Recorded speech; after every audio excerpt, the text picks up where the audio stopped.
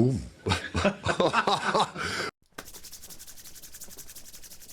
Yes! What is good, everybody? You know what time it is. They thought he were done. They thought he were gone. Well, he's not. He's back. You know what time it is. Get that badger in and on and over here. Clout Chaser's in. He's on. He's over. He's with us. Couple of quick shout-outs and then we're getting serious in here today. We're going to get a little bit serious onto Summit. We've got some serious stuff I need to discuss. Shout out to two members today. I forgot to do the member shout outs yesterday, so here they are. Shout out to Joe Depp and shout out to the disabled team. Both long-term members, 99p a month. It's much appreciated. You've thought of every day, but best believe. I see that little Leeds badge next to your comments and I'm like, my guy. Shout out to Joe Depp and shout out to the disabled team. Yes, the badger's in, the badger's on, the badger's over here. Let's get to work. I don't class it as work. Got a couple of things. Had a couple of questions off another YouTube channel. A guy called White Snake who can't quite tell whether he likes me or not. He seems to always say something nice about me, but in exactly the same breath sort of says he can't get used to me, which is a bit bizarre. But his wife's asked me a couple of questions, so I'm willing to answer. So the blind is open. Now, I don't want anybody to confuse this with a media channel or any sort of even remotely serious channel. It is not. They are quick shit vids. The blind is open, honestly, because it's daylight.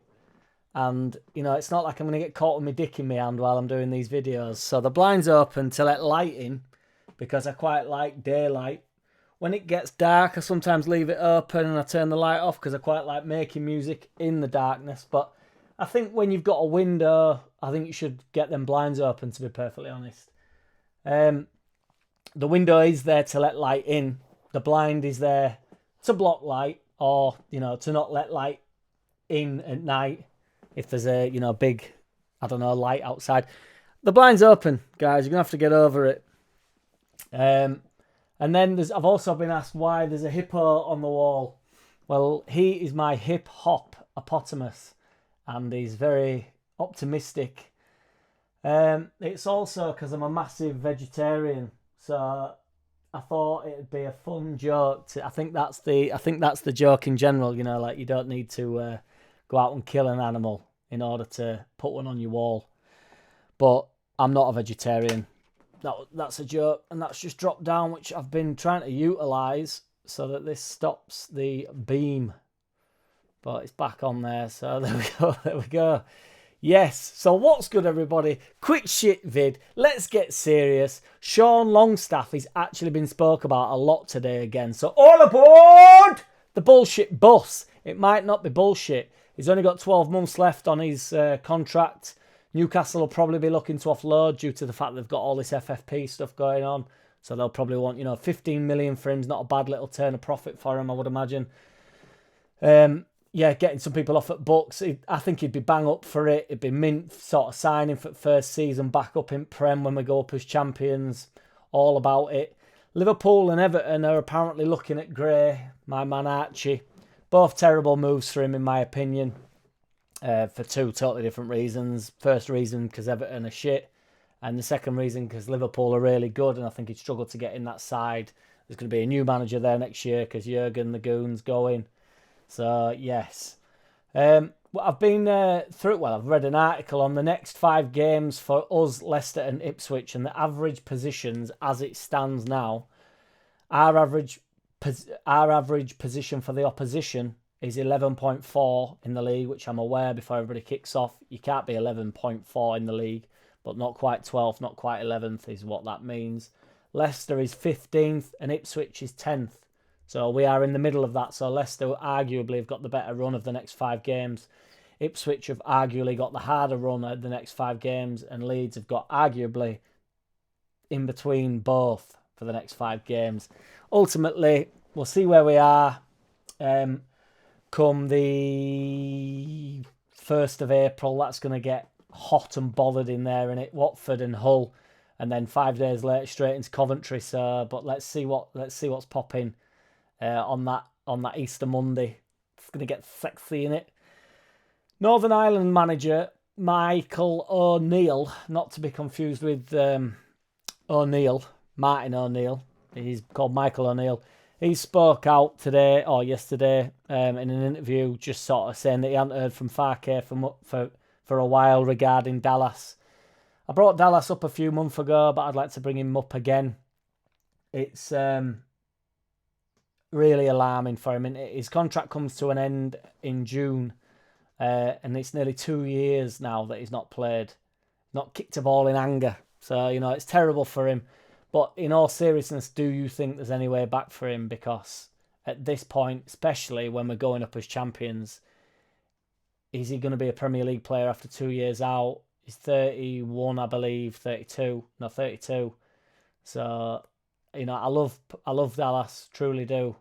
But it's a long way back for him now. I hope to God to see him again because I think he'd be brilliant. And it's just the type of game he also acquires. He's a box-to-box nightmare, and he's flying into tackles. He's everywhere. He's here, he's there, he's over there, he's everywhere. He's in, he's on, he's over, he's there, he's here, he's there. I used to call him the Terminator.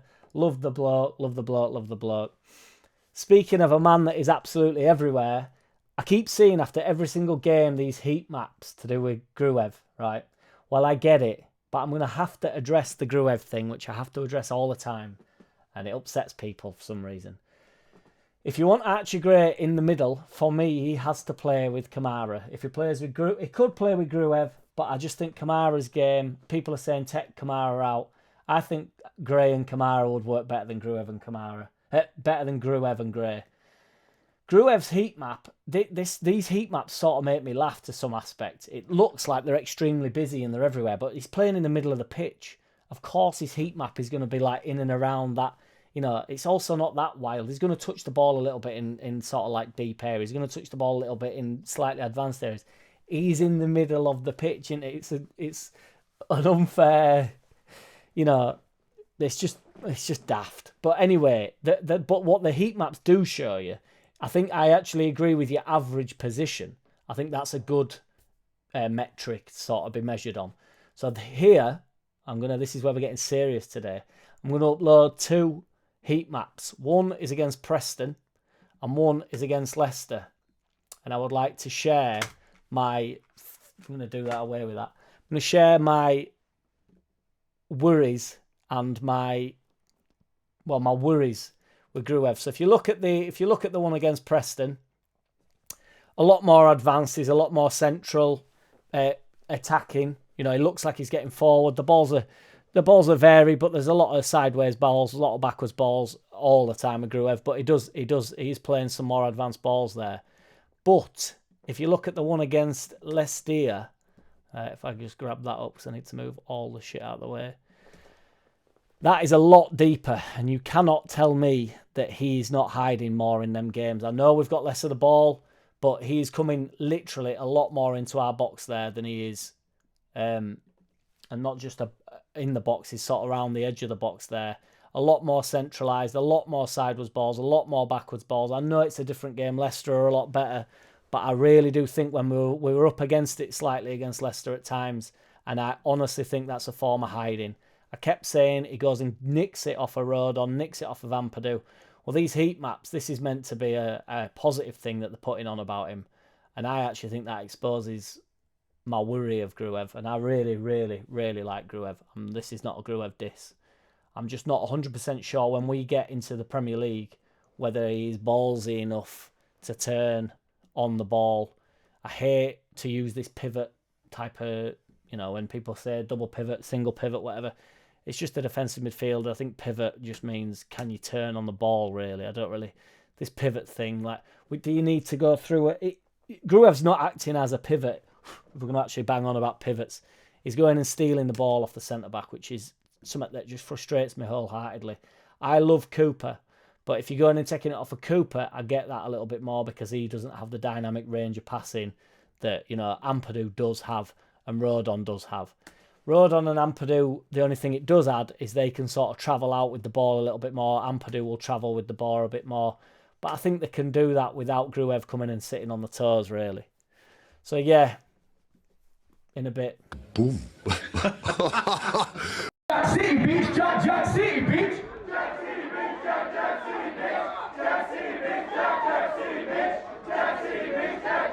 Hey! I don't wanna play no games. No, I don't wanna play no games. No, I don't wanna hear your promises. You do you, and I'll do me. That's just the way it is. Don't wanna ever feel surprised. That's why I